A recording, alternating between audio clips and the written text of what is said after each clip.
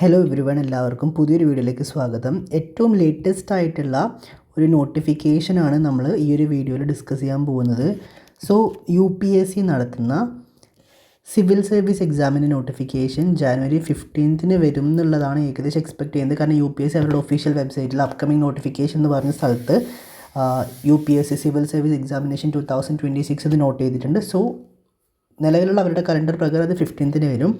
So 15 apply ചെയ്തെന്നാണെങ്കിൽ first stage prelims ആണ്. Prelims May 24 schedule ചെയ്ത് വെച്ചിട്ടുള്ളത്. സോ ഓർമ്മിക്കാം, എല്ലാ പ്രാവശ്യം ഉള്ളതുപോലെ തന്നെ 10th certificate, 12th certificate, degree complete ചെയ്തെങ്കിൽ ഡിഗ്രി സർട്ടിഫിക്കറ്റ്, പ്രൊവിഷൻ ആണെങ്കിൽ പ്രൊവിഷൻ, ഇതിൻ്റെ ഒന്നിച്ച് കാസ്റ്റ് സർട്ടിഫിക്കറ്റ് ഉള്ള ആൾക്കാർക്ക് കാസ്റ്റ് സർട്ടിഫിക്കറ്റ്, ഇതിപ്പോൾ SC/ST ആണെങ്കിൽ അവരുടെ സർട്ടിഫിക്കറ്റ്സ്, OBC ആണെങ്കിൽ നോൺ ക്രീമി ലെയർ.